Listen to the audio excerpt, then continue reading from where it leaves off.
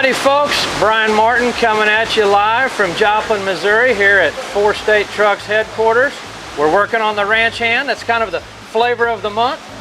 We got our top shop tech, Michael Forrest here, and really excited about this deck plate, Michael. Yeah, this is a one-off, custom for this truck. We're the only one like that on the road. Yeah, we got the whole shop, not only here on the install side, but on the Fab Shop side together, and we've come up with something, as Michael said, one-off. Super cool, gonna lay in here real nice. It's gonna incorporate stainless, it's gonna incorporate paint, it's gonna be functional. I mean, I guess we probably never will, but you could actually stand on it and not cause it any harm. So one piece, custom fab, built by the Boyz deck plate's gonna go on. We also designed collectively some really tight, clean stainless shock covers for the back of the sleeper. We're going to incorporate that into this feature, and then also I think we may run belly air all the way to the back.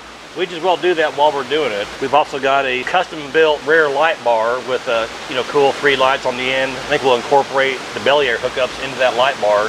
Another thing on that rear light bar, working with the guys in Fab, they kind of mimic the very slight taper on the front bumper and put a very similar taper on the stainless rear light bar. So we're going to go old school glass cab light lenses with the JML Customs bulbs on the back. Keep that theme going. It's going to be awesome. Like everything that we've done on this truck, it's going to get awesomer by the end of this feature. The awesomest thing pretty soon. What do we say when we get to this point? I think this is where we get to work. Let's go. All right, hey guys, so we're gonna start with our shock covers. Like we said, this is a one-off cover here that's gonna have to sit over this bracket. All right guys, so we got ready to kind of mock up our cover, and I discovered that once we allowed for the travel of this sleeper, this shock cover, if we flushed it up to the bottom of the sleeper, which we plan on doing, we would be bottoming out on this bolt going through the bottom of the shock. So what we decided to do is I'm just going to trim off a section about 1 inch off the bottom. Just kind of the way it goes with custom parts is you got to find what works and modify it until it does. All right, so I'm going to try another trial fit here. I got my notch cut into this. Now I'm gonna have to remove this bolt to get this to fit into place. What I'm gonna do here is kind of made a slave pin that I can replace that bolt with, and this will keep the shock and bushings in place and allow me to kind of mark out where my bolt needs to be. So I'll probably go ahead and just measure off the bottom of this sleeper to this height and the back of the sleeper wall out here. 9 3/4 and 2 inches off the back. All right, so right there be a 5/8 bolt going through here, because that's actually what's going to hold this cover on, is actually the bolt here in the shock. So let me go ahead and get this hole put in here, and then we'll give this a trial fit. Rest this on here.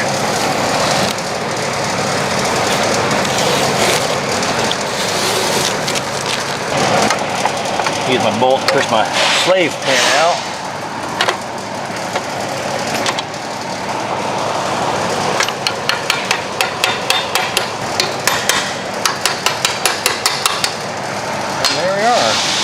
Alright, tighten this up. I'm going to make sure I don't over tighten it. I don't think it'll be the case, but I don't want to over tighten it and show any wrinkles in the stainless. And for a final touch, I'm going to put some nut covers on these top ones here. There. Kind of dress that up pretty nice. We'll probably paint the bolts down here black so they kind of blend in with that. Let's go to the other side.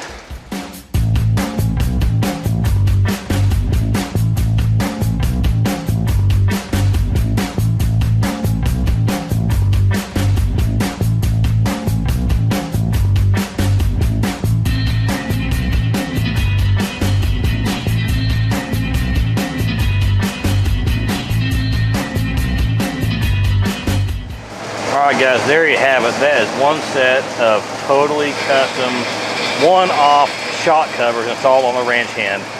That was the easy part. Let's go do the deck plate now. That's going to be a little more work. That's a pretty big piece. It'll be heavy. I'll need a hand getting that in here. Alright, so we just got our deck plate laid in here, and now I'm going to come underneath and mark all the holes we're going to use to mount it. Each of the first and second crossmember have got 4 holes in them here, and there's a channel welded to the bottom side of this main structure of our deck plate. And I'm going to mark those holes, and after I removed it, I'm going to drill those holes out and put some large threaded inserts in there, like probably a 3/8 nut insert. I've already had to make a couple other places where I can make adjustments for the clearance that this takes up. Yeah, while I'm down here, I'm just kind of looking at everything else, see if there's any other obstructions I've got to have when it comes to trying to mount it. Like, make sure I can get to these nuts and bolts here. That's right up on the edge of that, but of course they'll fit. I got these hold downs here that actually holding this tread material up. Just gonna see if there's any interference there. I can see the front bolt there. It looks like it has that stud right up against the edge of that crossmember, so that's actually stopping me from going any further forward, but that's okay because we're in an okay spot where we are. And right in here, of course, this large hole is where that recessed trough box is gonna go, and our fittings will be kind of pointed down and forward like this. Our airline on each side and our 7-way cord here in the middle. Obviously there's nothing here in the way, but I may need to do something in here to have something to attach that to so that it doesn't get sagging down and touch the drive line or anything. So I may have to come in and add a little tab or two, maybe onto this tread material, or maybe something on where this box mounts to this. That'd probably actually be easier to do. I'll just make me a long tab here and tie it to it so it stays securely in place and you don't have a chance of the drive line getting into it. All right, so I've got the holes all laid out on the bottom for the mounting to the cross members. But I'm also going to mount the rear of this deck plate to this cross piece of the fifth wheel slide. And I've got a gap in here, probably 3/4 of an inch or so. What I'm actually going to do is fill that with this stack of aluminum bar with a stainless steel wrap on it. This here is polished stainless steel, just like the top of this deck plate here. Now I've already laid out and drilled 4 holes right through this. The holes will pass through this cross piece, through this whole entire stack of aluminum and stainless, and then through the top of this stainless and aluminum here. And I'll put 4 probably nice truss-headed bolts through there, and that'll hold the rear of this secure also to the framework also. One more thing is right around here, I'm gonna have to add a bulkhead for our air slider. This used to be on a bracket that hung out here, but obviously that can't be there anymore, so we'll put a bulkhead on the deck plate here. So now, I've got these laid out and drilled, I'm going to go ahead and slide this in place like it's going to be installed. And this is a tight fit in here, which is what we want. I'm just going to flush this front edge up, make sure I've got it as even as I can lengthwise with this and that edge.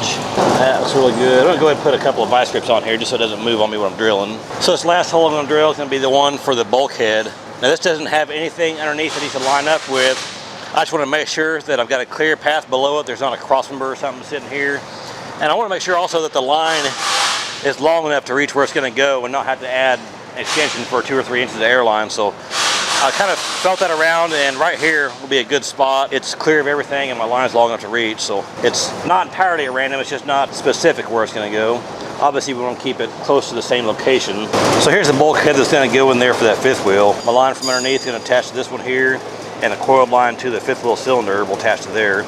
It's got a 3/4 inch diameter shank where it passes through, so I got to put a 3/4 inch hole in that deck plate. All right, yeah, so the hole on the top is now at my 3/4. Obviously it stepped down a little bit down inside there, so once I get it out, I'll flip it over and drill from the other side to get 3/4 all the way through. All right, now I'll go ahead and remove our spacer out of here, get that out of the way, and I'll get some extra hands, and we'll pull this deck plate out, set it upside down on our stands over here, and drill the bottom for all those nuts we got to put in.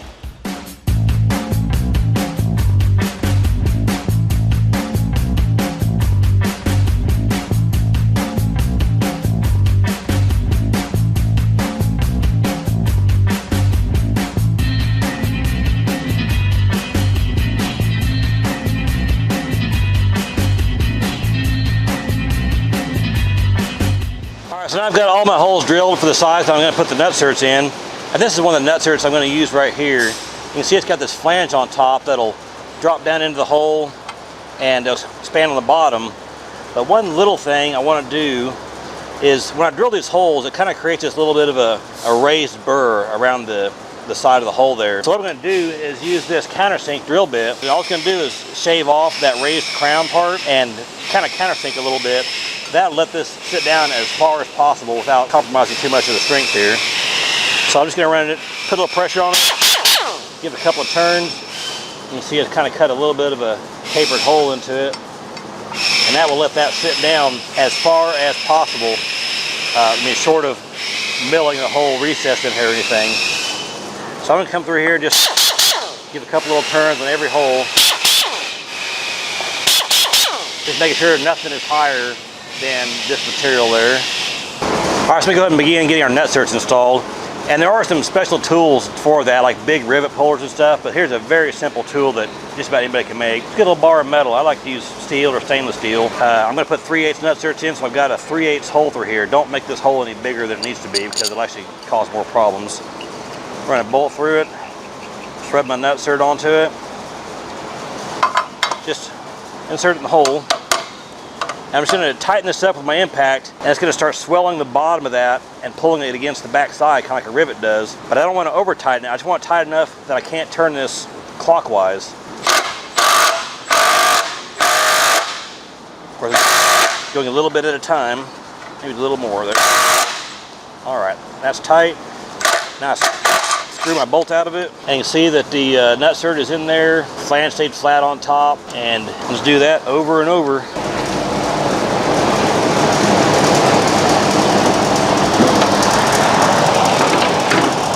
And forward less a little bit, there. And that should be where we need to be.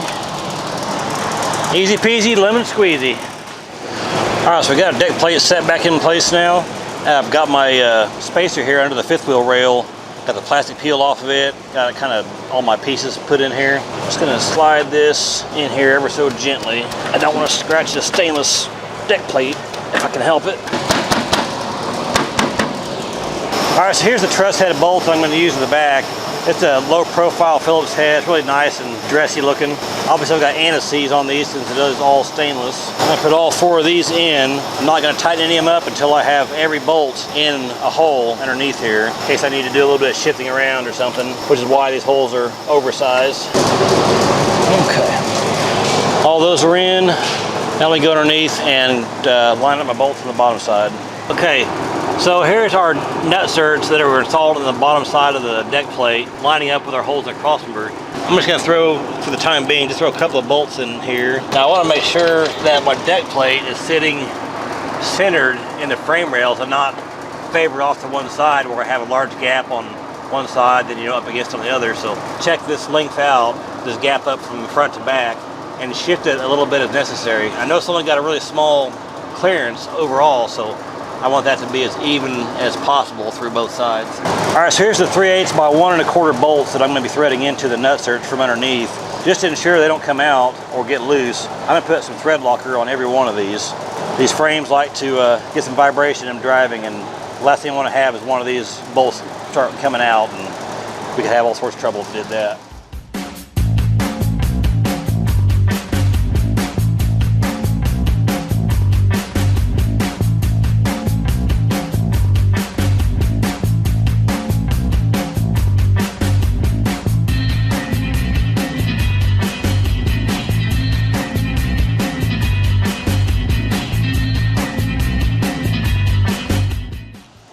All right, the deck plate is mounted solid. I'm gonna go ahead and put this bulkhead in for the fifth wheel slider. It's mounted, get my air on from the chassis hooked up. Then a coil blind to the slider. There we go. Last piece to add is our recessed trough box for air and electric hookups. Obviously it's gonna bolt right into this cutout right here with quick couplers here and our 7-wire connector right there in the center. All right guys, we also mentioned that we're going to put a custom rear light bar on here, and it's going to mount to the bottom of the frame. We're going to eliminate these lights here in this little factory bracket down here and these mud flap brackets on the side of the frame. So what we'll actually need to redo is I'm actually going to replace this rear crossmember with a piece that we fabbed up, because these new style, the way that they build them, it would create a gap underneath here, and we're wanting this to be more of a crossmember flowing right into the light bar type of look. So I'm going to remove these panels and this rear crossmember piece together, and then we'll put our new crossmember on and get our rear light bar fitted and mounted. All right, so before I remove these flap hangers, they are the spring-loaded type. And if I were to just pull these 2 bolts off of here, this is a U-bolt and a heavy-duty spring ran to this bolt, and that bolt would just shoot up inside of there, and these flap hangers would be completely useless after this. Simple thing to do, get your little steel bar, a bolt, a little piece of scrap steel, anything that's narrow enough to fit between those bolts there, and just pry this hanger down, slip that in there, and the spring tension will keep that pad pushed out. So now I can safely remove these 2 bolts, pull this flap hanger off, still usable, the spring didn't suck up inside of it, save it for another day. All right guys, so here I'm assembling our lights for our rear light bar, and I'm going to use these recessed watermelon light adapters from Iowa Custom. These will go into a typical 4-inch light, like a lock ring, but it's got a plate inside here that lets us put in a LED cab light or glass lens light like we're going to use here.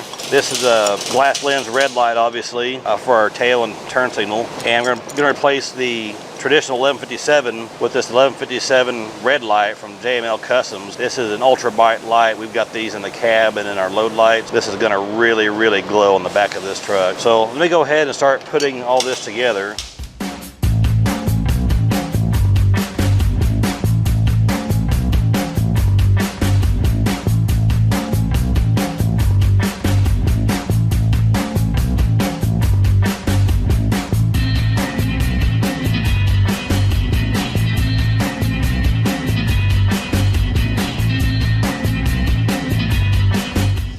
Now to put this into the light bar, I don't have access to nut and bolt the back of this, so I'm going to put a smaller, like a number 8 machine screw nut cert into the light bar so I can just take this to it and run my machine screws right into it. Assembling this now, got myself a little foam gasket, try to keep the elements out of this light bar. My pigtail on my light with my added ground wire.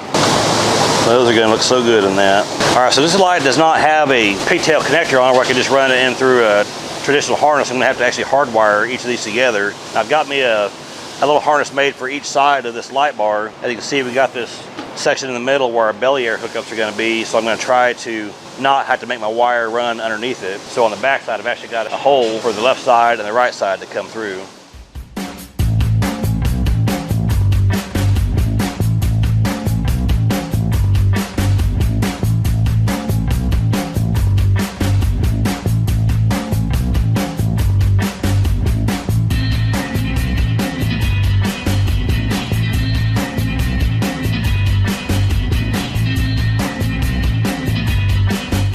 We're going to move on to our airline hookup box. This is going to be a stainless steel recessed box with couplers onto it. Our Fab Shop has got us made for us. And these bulkheads, much like the ones in the 5th wheel slider, are going to pass through these holes. I'll have one of these each side. And then here in the center, we'll have our 7-wire plug. So now we have recessed, flush. You don't have ends hanging out the back looking like a mess. This is just a really clean, really finished out look. So let me go ahead and get some hardware and then we'll get this hanging on the truck.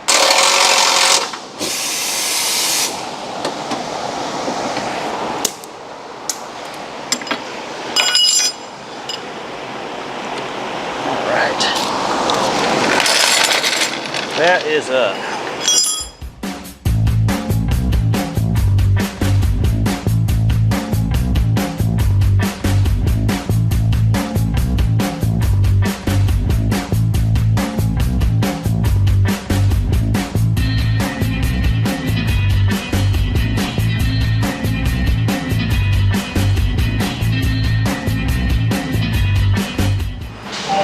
Our marker lights, got a left turn, I got a right turn, and if I got enough air, I got some brake works. Good deal. All right, so I got a light bar all mounted. All my plumbing, electrical is mounted and wired. Last thing to do back here is just to mount a set of mud flaps. I'm just gonna put an old traditional rubber composite, whatever you wanna call this, mud flap on here with some standard old stainless steel weights. All right, there's our flaps. I think all we got left to do is peel this plastic off here, come back and get a good look at it. All right, we got everything installed. We just peeled the plastic off of it. I gotta say, this is quite the deck plate the Fab Shop built for us. Totally their creation, design. Never seen one like it, and I bet you haven't either. Back here on the rear, we've got the ever so slightly tapered light bar on here. This runs from, I think, 7 inches down to 6 inches. Got the 3 watermelons on each side with the JML Customs ultra bright LED light bulbs in there. That's just insanely bright. And my favorite piece is this recessed box for our belly air hookups. This is almost completely flush. It's not out here looking all tacky or anything. Just really nice Frenched in hookups, really clean. And of course we just top it off with some nice classic black mud flaps with the stainless steel weights on the bottom of them. This thing was a little bit of a project. We had to change gears here and there, and revamp some stuff, but this came together looking fantastic.